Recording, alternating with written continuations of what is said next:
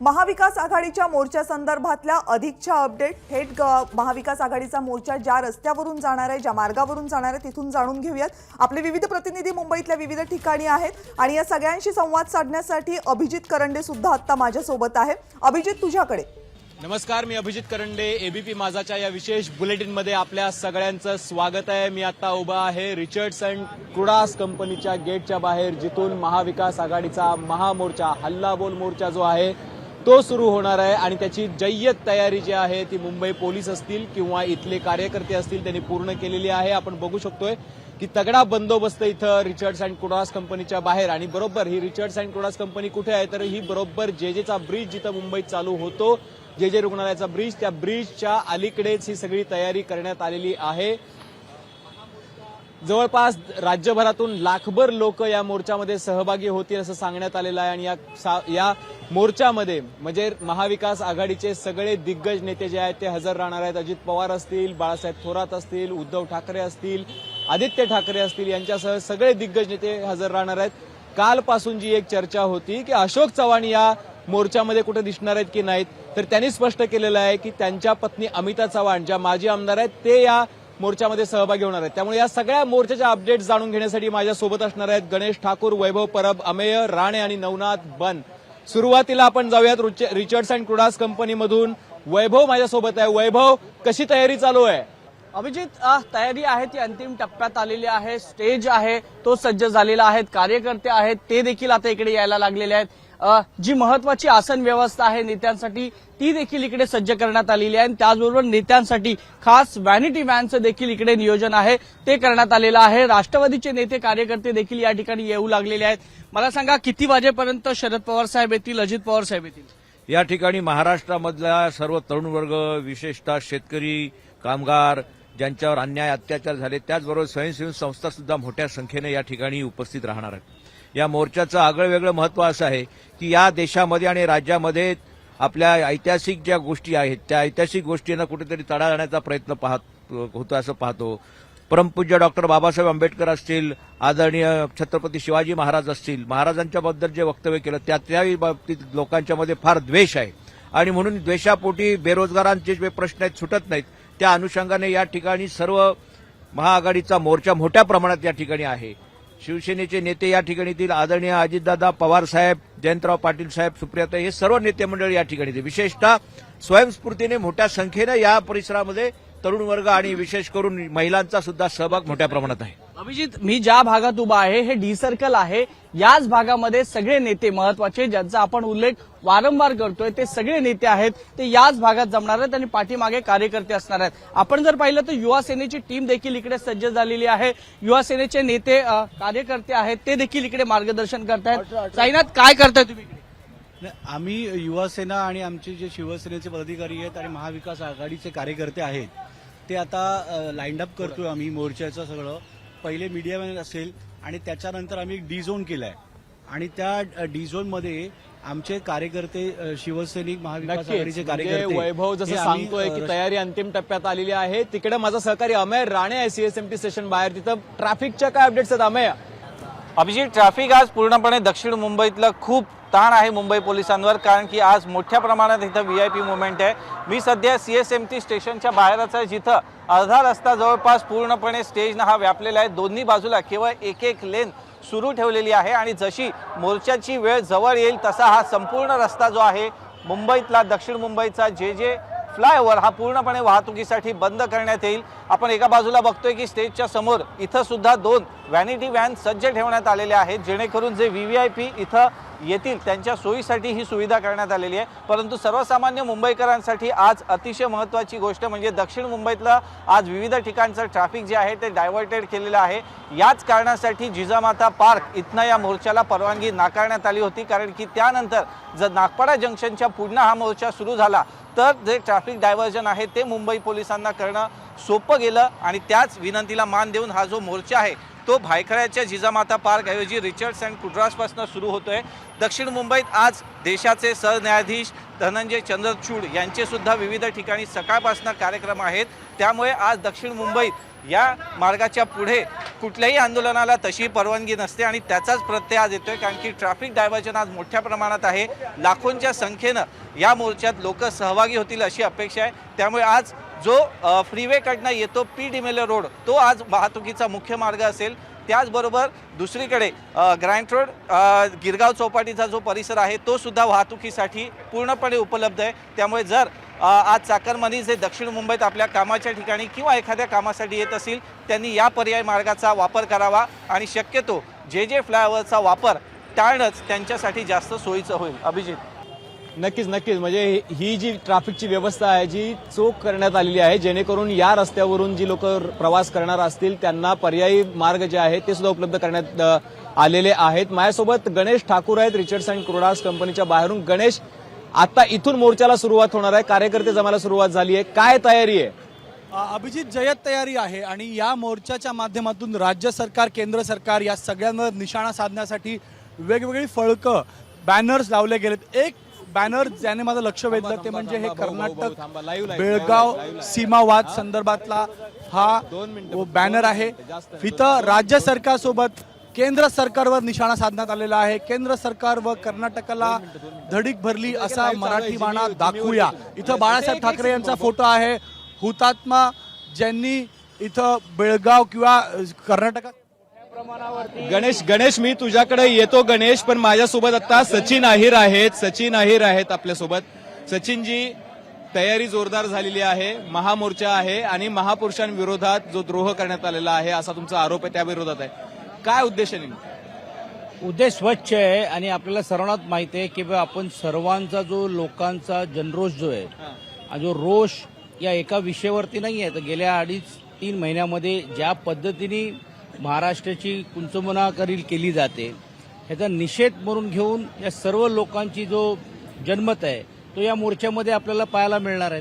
आणि सत्ताधारी असं म्हणतात की तुम्ही तर प्रत्येक विषयाचा, प्रत्येक वाक्याचा अनर्थ करताय आणि त्याच्यावरून कुणाचाही असा उद्देश नव्हता शिवाजी महाराजांबद्दल आक्षेपार्ह वक्तव्य करण्याचा, बाबासाहेब आंबेडकरांबद्दल आक्षेपार्ह वक्तव्य करण्याचा, तुम्ही अर्थाचा अनर्थ करता असं त्यांचं म्हणणं आहे. असं जर त्यांचं म्हणणं असेल त्यावेळी म्हणजे राज्याच्या मंत्र्यांना 2 दिवस लागतात माफी मागायला, म्हणजे त्यावेळी आणि त्याच्यावर दबाव आणला जातो की बा तुम्ही माफी मागा, मग माफी मागितली जाते.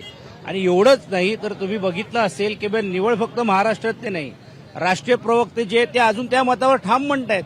मग एका बाजूला जर तुम्ही राज्याची लोक वेगळे सांगणार, केंद्राची लोक वेगळे सांगणार आणि वेळोवेळी मान अपमानच होणार आहे, तर लोक किती वेळ थांबणार? भाऊ, ते म्हणतायत की तुमच्या पोटात दुखतंय हिंदुत्ववादी सरकार आल्यामुळे. अरे वा, किती चांगली गोष्ट आहे की त्यांनी आलेली आहेत. तर त्यांनी हिंदुत्व काय त्यांचं हेच आहे की बाबासाहेबांच्या बद्दल वेगळं बोलायचं, छत्रपती शिवरायांबद्दल वेगळं बोलायचं, हीच भूमिका त्यांची आहे. तर मग हा हिंदुत्व लोकांना मान्य की नाही मान्य हे वेळ काळ ठरवेल. सेट करताय असं पण म्हणतायत ते की तुम्ही आमच्या विरोधात एक नॅरेटिव्ह सेट करताय, लोकांमध्ये सगळे काय चुकीच्या माहिती पसरवताय. ही वस्तुस्थिती आहे ना. त्यांच्या मंत्र्यांना का आम्ही बोलायला लावलंय का? बाकीचे सर्व जे वक्ते ते आम्ही सांगितले आहेत का? हे वक्तृत्व केल्यानंतर त्या वक्तृत्वावरती ठाम राहून परत तीच भूमिका मांडायची. आणि आजचा हा जो मोर्चा आहे हा अवमानाचा आहे. ज्या पद्धतीने महाराष्ट्राचं खच्चीकरण केलं जातं या सर्व विषयाला घेऊन. बरं, मला एक सांगा की उद्धव ठाकरे चालणार आहेत का मोर्चा? ओ येस, चालणार आहेत ते Yes. मोर्चामध्ये? पूर्ण वेळ चालणार आहेत? येस. आणि तुम्ही बरोबर राहा त्यांच्या. आम्ही त्यांच्या बरोबर आहोत, आम्ही तुमच्या पण बरोबर, आम्ही मोर्चा कव्हर करतोय. मला सांगा की मोर्चाचं स्वरूप कसं असणार आहे, तर किती वाजता इथून निघणार, काय आहे सगळं पूर्ण लोकांना 10ची वेळ लोकांना 10ची वेळ दिलेली आहे. 12 ठिकाणी वेगवेगळ्या बसेस किंवा वेगवेगळे लोक जशी येतील त्यांची पार्किंगची व्यवस्था केलेली आहे. कायदा सुव्यवस्था आणि विशेषतः मुंबईकरांचे हाल होऊ नये म्हणून जे पोलिसांनी देऊ केलेली ज्या नियमावली आहे त्या नियमावलीच्या आत बसूनच हा मोर्चा चांगल्या रीतीने, शांत रीतीने आपल्या सर्व भावना व्यक्त करून जल्लोषमध्ये आणि शासनाचा धिक्कार करत असताना टाइम्स ऑफ इंडियाचे इकडे जे गेट आहेत तिकडे आपण जे स्टेज बांधलेलं आहे किती भाषणावरती होणार आहेत. प्रत्येक पार्टीचे जे महाविकास आघाडीतले एक नेते फार प्रमुख लोकांना बोलण्याची संधी जे पक्षातले जे प्रमुख आहेत जे देतील त्याप्रमाणे दिले जाईल. तुम्ही मुंबईत जाम करणार असं म्हणता? अजिबात नाही. तुम्ही बघा ना, आजही मुंबई बघा. आता तर हे 10 वाजता वाजायला आले तरी देखील एक लाईन चाललेली आहे. दुसरी गोष्ट, दोन्ही बाजूला 20-20 फूटचं अंतर आपण ठेवलेलं का जेणेकरून ट्रॅफिक फ्लो, अँब्युलन्स किंवा बाकीची जी व्यवस्था आहे त्याला गैरसोय होणार. ठीक आहे, ठीक आहे. तर सचिन अहिर यांनी सांगितलं होतं की कुठल्याही परिस्थितीमध्ये आम्ही अर्थाचा अनर्थ करत नाही, त्यांच्या मंत्र्यांना आम्ही बोलायला लावत नाही आहोत, त्यामुळे हा आमचा दोष नाही असं त्यांचं म्हणणं आहे. आपल्यासोबत आता निलेश बुदावले आहेत, त्यांनी सुप्रिया सुळेंशी संवाद साधला. आपण बघूयात. निलेश, खासदार सुप्रिया सुळे आपल्यासोबत आहेत, आपण त्यांच्याशी बातचीत करणार आहोत. आज महामोर्चा पार पडतोय, अजूनही राज्यपालांचा राजीनामा घेतला गेला नाहीये, काय प्रतिक्रिया? हे अतिशय दुर्दैवी आहे. खरं तर याबद्दल सविस्तर चर्चा दिल्लीतही आमची झाली होती आणि माननीय अमितभाई शहांनी आम्हाला सविस्तर वेळ दिला होता ह्याच्यासाठी आणि मी अमितभाई शहांचे आभारी मानते की जो बॉर्डरचा इश्यू होता त्याच्यात त्यांनी ठरल्याप्रमाणे इंटरव्हेन्शन केलं. त्याच्यामुळे आमची अपेक्षा होती की सेंट्रल गव्हर्नमेंटनी तातडीने गव्हर्नर साहेबांचाही राजीनामा घ्यावा, कारण का ज्या पद्धतीने ते वागतायत बोलतायत याच्यावर सातत्याने भारतीय जनता पक्ष सत्तेतला पक्ष म्हणून त्यांची जबाबदारी आहे. काहीच रिॲक्शन त्यांच्याकडून येत नाही आहे आणि त्याच्यामुळे आम्हाला खरं तर अपेक्षा होती की जे कोण या आपल्या महापुरुषांच्या किंवा महाराष्ट्राचा अपमान करतं त्याच्यावर काहीतरी ॲक्शन करावी. आणि सातत्याने हा म्हणजे एक आम्हाला सगळ्यांनाच असं वाटतं की महाराष्ट्राबद्दल काहीतरी द्वेष सातत्याने एक अदृश्य हात आहे किंवा अदृश्य काहीतरी आहे जे सातत्याने महाराष्ट्राचं नुकसान कसं होईल किंवा महाराष्ट्राला कमीपणा कसा दाखवला जाईल हे सातत्याने त्या कृतीमध्ये येतं.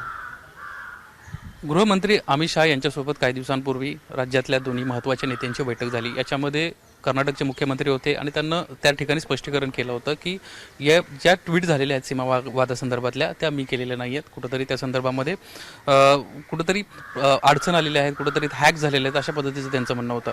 आज जवळपास ही मिटिंग होऊन 3 ते 4 दिवस उलटलेत, अजून हे ते ट्विट जे आहे ते तसंच तसं आहे.